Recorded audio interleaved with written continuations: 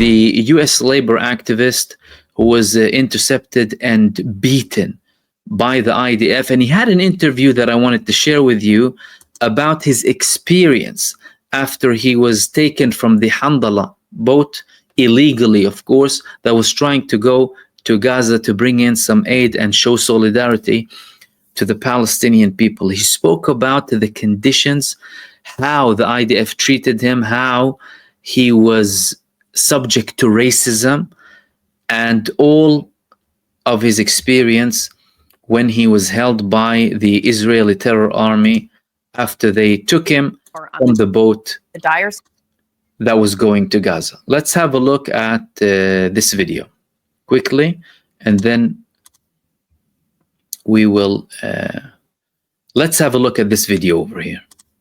Situation in Gaza. I want to bring in Chris Smalls. He was one of 21 passengers on a Freedom Flotilla coalition ship that was carrying aid to Gaza. That ship was intercepted by the IDF and all the passengers were detained in Israel. After several days, Chris was released and just arrived back in the US on Friday. Chris, thank you for joining us. I have seen the videos of the roaring applause that you returned home to at JFK Airport. Tell us what happened when your ship was intercepted and how this all started. Well, thank you for having me, Janae. Well, for one thing, people have to know that the interception is illegal. You know, there's an International Court of Justice who ruled already a year ago that humanitarian aid is allowed to be delivered to the people of Gaza and the people of Palestine. So our attempt to deliver the aid was completely legal when they illegally kidnapped us or intercepted us and took us to Israel against our will. At the moment, you know, once again, the IOF boarded the ship. They confiscated everything from us. They took over the ship. They had us sleep on the deck for about 12 hours until we arrived at the port of Rashad, where we were handed over to immigration authorities. Upon being docked at the port authorities, I was violently attacked as the only African American that was aboard the Handala ship. And so, Chris, I do want to hit on that because you were the only Black person on board the boat and also the only one to face violence, you say, from the IDF, being choked and kicked by 7 soldiers at once. Tell us a little more about that experience, if you will. Yeah, once again, my color definitely had a role to play. The discrimination against Black and brown and Palestinian people. I got a glimpse of it myself. It's nothing compared to what Palestinian people go through every day. But once again, I was voicing my concerns, voicing my opinions about what has happened. This illegal siege that Israel has imposed when 7 authorities didn't like the fact that I didn't want to consent to their propaganda. They violently threw me to the ground. They put their knees in my back. They 3 on each side levitated me while one of the soldiers or authorities grabbed my hair, pulled my hair back and my jewelry to use it as a noose to choke me. And as he was choking me, he was yelling, telling me a bunch of racist remarks, saying he's not my brother and telling me to shut up repeatedly, until I was separated from the rest of the volunteers. They kept me isolated in a room. They threw me up against the wall a couple of times. Once again, just subjected to horrific conditions that nobody else had to face. And, I kind of expected that, but I didn't expect it to be that extreme.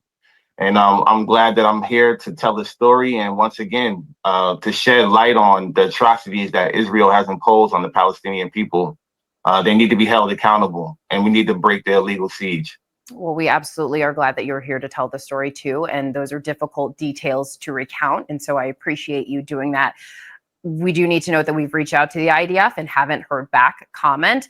But the Israeli Foreign Ministry says that their Navy stopped the vessel from illegally entering Gaza and that unauthorized attempts to breach the blockade are dangerous, unlawful, and undermine ongoing humanitarian efforts. Chris, can you respond to that and talk about the treatment during your detainment? Yeah, once again, that's a complete lie. The International Court of Justice ruled in the case against South Africa versus Israel that humanitarian aid is allowed to be delivered. The blockade that they claim to uphold is not real. It's not a real thing. They don't have no jurisdiction on international waters, especially in Palestinian territories where we were 60 miles from Gaza Strip. They have no jurisdiction there. So everything that they're saying is just not true. And once again, our illegal kidnapping or interception was illegal. We had no reason, we had no intention on going to Israel at all. We were taken against our will. And as a part of the prison system that they have there, it's very inhumane. You know, we were subjected to 24-hour lockdown because we were on a hunger strike. We didn't have any yard time. We didn't have any communications with the outside world. And they stuffed seven of us in one cell. The oxygen was very poor. There was bed bugs. They were neglectful when it came to giving us water just to survive. And because of that, a lot of us are still suffering with aftermath of getting fluids put into them. And myself personally, I have a severe case of scabies due to the prison conditions that I'm dealing with right now. And people need to know that this is definitely an apartheid state, and I've never experienced any type of evil or hatred in my entire 37 years in living in America. And as a U.S. taxpaying citizen, if you're American, you should be really outraged at where our taxpaying dollars are going to. This endless genocide that killed 500,000 Palestinians in 2 years. We need to hold Israel accountable. And we are continuing to see the impacts of the humanitarian crisis that is going on in Gaza. So, Chris, I want to talk to you more about what your mission was and what kind of aid you were trying to bring, because one thing that jumped out to me was baby formula that you guys were trying to bring. We spoke to a doctor a week ago who was saying that doctors trying to go to Gaza had baby formula that was confiscated from them as this area, the Palestinian people so desperately need that. So talk to us about your mission and what kind of aid you were trying to bring. Yeah, well, we definitely know that we didn't have enough aid to feed all of people of Palestine or Gaza. But we had medicine, we had baby formula, we had baby diapers, we had women care products, we had prosthetic parts. And most importantly, we have a whole bunch of hope and love and solidarity.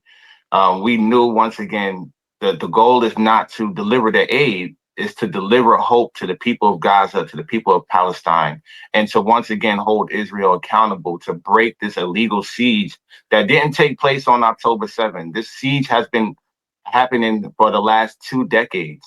So that's something that needs to be shed light on, is that this Israel has controlled the borders of Gaza for over 2 decades, what goes in and what goes out. And it's a shame that once again, baby formula and a boat full of stuffed animals and medical supplies wasn't allowed in by civilians who have legal rights to deliver this aid. And that's the real story, the real focus. It's not about myself. It's not about the 21 volunteers on the vessel.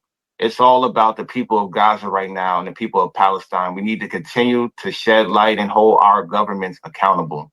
And so, Chris, while we do have you, we know that you've spoken with other media, but your first time since getting home speaking with a network here in the United States. What do you want any American out there who is watching this, who has heard your name, knows what's going on? What do you want them to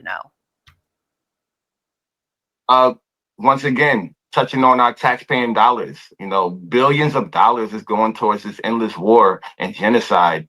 And the slaughtering of 500,000 Palestinians in less than 2 years. Our taxpaying dollars need to stay home right here, where we have a lot of issues that we need to talk about here, right here. When people are living paycheck to paycheck, when we have a homelessness crisis, when we have the fact that AI is coming to take over people's jobs.